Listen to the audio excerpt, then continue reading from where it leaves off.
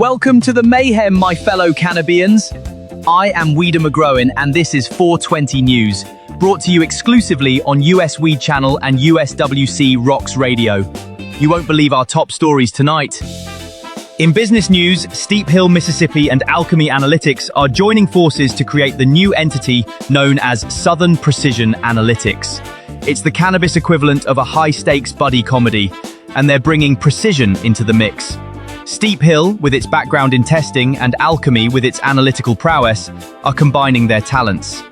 One might cynically say it's like watching two clouds of smoke come together, but they promise not to blow it. This merger aims to create a powerhouse in cannabis testing, offering comprehensive services to Mississippi. Cannabis Business Times reported this move, and it seems these folks are going places faster than a joint at a Snoop Dogg concert. Let's just hope their calculations are as solid as their product testing claims. If not, they might find themselves in a bit of a haze. The legal eagles are on the hunt. Attorneys Tyler Russell and Marley Peterson are flapping their wings in the Triad Business Journal, diving into the latest North Carolina hemp bill. It seems the southern states are finally catching on that hemp isn't just for making ropes and Moses' sandals anymore. Apparently, Ward and Smith, PA, aren't just lawyers, but also trailblazers in cannabis law. Or should I say, grass growers in legal soil. They're keen on ensuring the bill blooms into something more than just a legal curiosity. They might even get the stick-in-the-mud legislators to finally pass around something constructive. While the medical benefits of hemp are promising, the real hurdle is convincing the decision-makers that hemp won't have folks frolicking in the fields high on the vine. But hey, if pigs can fly, maybe politicos can lighten up too. Iowa, where corn and pigs outnumber the people. The Iowa Capitol Dispatch tells us that even if the Hawkeye state legalized our beloved herb, it wouldn't exactly solve their budget woes. It's like hoping a few extra barns will turn Des Moines into Dubai. Legalization may boost income a tad, but the fiscal fountain it isn't. You see, Iowa's economic issues can't just be weed whacked away. They'd need to fix deeper cracks that even the thickest puff of prosperity can't conceal. It's like buying your grandma a skate park and expecting her arthritis to vanish. Wishful thinking. So, while we stay optimistic about Iowa embracing the green, we also wish them a pinch of realism, and maybe a receipt for those priorities. Belfast, Maine, the land of potatoes and lobsters, is now on the cusp of letting adults enjoy the greener side of life. Yes, they're one step closer to opening the gates for adult-use cannabis sales. Mid-Coast Villager reports the town is hashing out the details faster than you can say, lobster bake. Now, previously, the toughest decision for locals was how much melted butter to use. But soon it might be sativa or indica, mate. One can only hope they plan for an increase in snack sales at the local shops. As Belfast weaves through this wacky web of weed legislature, one can only be skeptical. Just another town buckling under the sweet scent of progress, or regress, depending on the American political wind. I'd say they'll be just fine, as long as the smell of grilled fish remains stronger than the aroma of skunky weed. The age-old question, flying high while flying high. The Washington Post has graciously answered the 5 questions you were too paranoid to Google. While the TSA might be more concerned with explosive snacks than your herbal treats, it's imperative you know the rules, or lack thereof.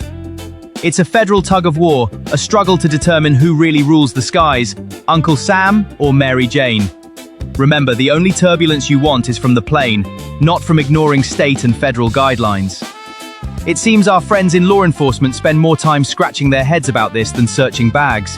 So plan accordingly, folks, unless you fancy an extra long layover, or as I like to call it, a government-paid vacation. Just don't mistake their bewilderment for a free pass. Fly smart, fly safe. Just fly under that federal radar, eh? Light up your peace pipes, folks, because Nepal's Gandaki province has just greenlit the farming and use of medical cannabis. Yes, it seems the Himalayas are feeling especially high-minded these days. Gandaki is setting a precedent, inviting its citizens to grow what was once taboo, for purely medicinal purposes, of course.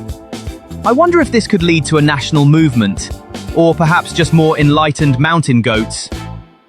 Now, before anyone starts trekking to Everest for a cure-all summit meeting, let's remember that legalization doesn't necessarily equate to widespread access. While this move could just be a high watermark for Gandaki, in a world buzzing with change, Might the rest of the nation follow terpene suit? Either way, it's a win for herbal rights. And let's hope this green awakening helps more folks feel elevated, and not just those on the peaks. Hold on to your joints, folks! In Michigan, the Cannabis Regulatory Agency is under scrutiny, supposedly aiding a buyout plot thicker than a cloud of smoke at a Snoop Dogg concert. Allegations suggest some officials helped nudge out smaller growers in favor of bigger corporate buds. It's like they're playing Monopoly, but with actual greens. Of course, they claim they were just streamlining the process, which is bureaucrat speak for, "Oops, did I do that?" It seems even in the land of legalized cannabis, some suits are still trying to make everyone else suit up. But hey, nothing says transparency like the smell of collusion with a hint of pine and citrus. This plot twist is as hidden as a stash in a teenager's sock drawer. Stay tuned as the joint investigation rolls out, pun intended. We're taking a relaxed trek over to Nepal, where Gandaki has rolled out a new cannabis law that's creating more buzz than a broken fridge. The new guidelines dictate exactly who can grow the sacred herb, where it can sprout, and the rules for keeping it greener than envy. Only registered farmers are allowed the privilege to cultivate, and there are designated regions where Gandaki's finest will be legally grown. Of course, these zones are probably more coveted than Glastonbury tickets. The rules are tighter than a rolled joint at a Bob Marley tribute, with inspection teams ready to swoop in faster than you can say, paranoid. One has to wonder, in a place known for its elevating mountains, how high these inspectors have to climb to ensure compliance. Perhaps they've been training with goats. But in all sincerity, it's a significant step forward for a region looking to cash in on the green rush, while still keeping things sustainable and, dare I say, grassroots. A new model, perhaps, for the rest of the world to consider as they navigate the haze of cannabis legislation. Hold on to your bongs, folks! It seems the CDC has released some riveting data, a trend in emergency department visits involving cannabis. Now, before you puff on that paranoia pipe, remember, it's not all about the green, but how folks are consuming it. Some think they can handle space cakes, but land themselves in the ER instead. And honestly, who knew that misjudging cannabis brownies could be so disarming?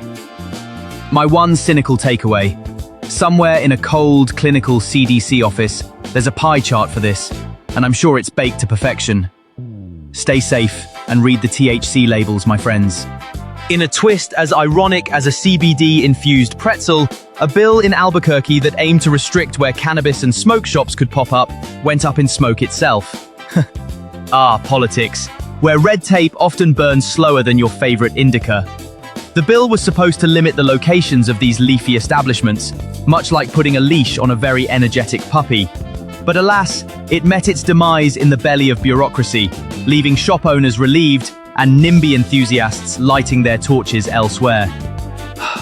It's a reminder, folks, sometimes the smoke clears before the fire even starts. Though, with all this talk of limits, makes you wonder when they'll realize the sky isn't falling, but the prices on edibles are. Those are your updates today, my puffers and puffettes. Try not to get caught up in the madness. Stay grounded and lifted and be good humans. Remember to support all things US. Weed channel as we create a voice for Canadians worldwide. Like, love, share, and definitely get the app. This is Weeder McGrowin with 420 News on US Weed channel. Thank you for watching. I will see you tomorrow.